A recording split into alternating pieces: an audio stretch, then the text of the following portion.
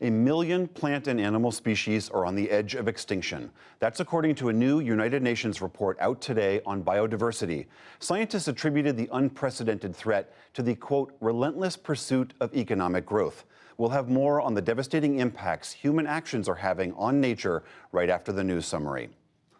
The U.S. has deployed an aircraft carrier to the Middle East amid reports Iran was preparing to possibly attack U.S. troops in the region. National Security Advisor John Bolton issued a statement Sunday night saying the U.S. will, quote, send a clear and unmistakable message to the Iranian regime that any attack on the United States' interests will be met with unrelenting force. And today, while in Finland, Secretary of State Mike Pompeo said the U.S. has seen enough evidence to cause concern. We have continued to see activity that leads us to believe that there's escalation that may be taking place. And so we're taking all the appropriate actions, both from a security perspective and well as our ability to make sure that the president has a wide range of options in the event that something should actually take place. We'll have more on the U.S. military moves later in the program. Back in this country, a bipartisan group of more than 370 federal prosecutors have signed a statement saying that President Trump would have been charged with obstruction of justice if he were not president. Special counsel Robert Mueller declined to charge Mr. Trump with obstruction, but he did not exonerate him. Meanwhile, Attorney General William Barr missed today's deadline to hand over Mueller's full, unredacted report on his Russia investigation. The House Judiciary Committee will vote Wednesday on whether to hold Barr in contempt of Congress. President Trump's former personal lawyer, Michael Cohen, reported to federal prison in New York today. He was sentenced to 3 years for lying to Congress and for violating campaign finance law by arranging hush money payments for 2 women who claimed to have had affairs with Mr. Trump.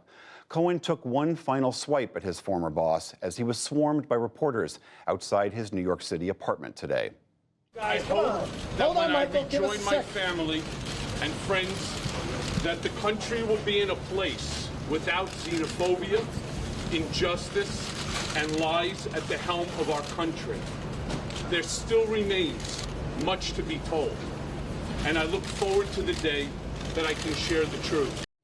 Cohen cooperated with the Mueller probe and with separate ongoing state investigations into the Trump Organization and into spending on the president's inauguration. And late today, the Treasury Department denied a request from House Democrats to release President Trump's tax returns.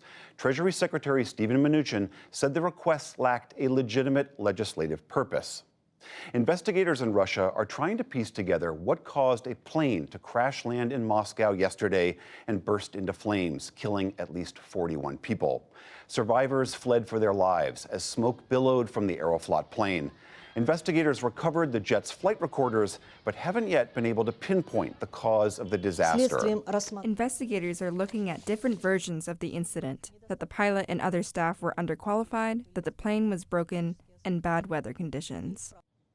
Russian media reported that the pilot said the plane lost radio communications after it was struck by lightning. And there was a tense calm in Gaza today after Hamas announced a ceasefire deal with the Israeli government. Violence over the weekend killed nearly 30 people. It was the deadliest fighting since the 2014 war. Some Palestinians began the Muslim holy month of Ramadan among ruins as families buried some of the 25 who died. Most were civilians. The Israeli government claimed its strikes targeted militants. Palestinian rockets also killed 4 Israeli civilians. Turkey's top election board today voided the victory of an opposition candidate in Istanbul's mayoral election and ordered a new vote for June 23rd. President Recep Tayyip Erdogan's party had challenged the legitimacy of the election after it narrowly lost. Turkey's main opposition party said today's ruling amounted to, quote, plain dictatorship. On Wall Street today, concerns over an escalation in the U.S. trade war with China pushed stocks lower, a day after President Trump threatened to impose more tariffs on Chinese goods. The Dow Jones Industrial Average lost 66 points to close at 26,438. The Nasdaq fell more than 40 points, and the S&P 500 slipped 13. And a new royal baby has been born. Meghan, the Duchess of Sussex, gave birth to a baby boy early this morning. Well-wishers gathered outside Windsor Castle, holding signs and balloons and drinking champagne to celebrate the news. Prince Harry told reporters they'll share the baby's name in the coming days. It's been the most amazing experience I could ever possibly imagine.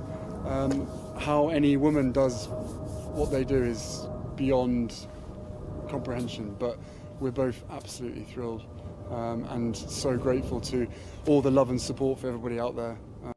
Their baby is the 7th in line to the British throne and is Queen Elizabeth's 8th great-grandchild. Still to come on the NewsHour, the devastating effects humans may have on up to 1 million species. A look at the recent military activity involving Iran and North Korea. Amy Walter and Tamara Keith on the race for 2020, and much more.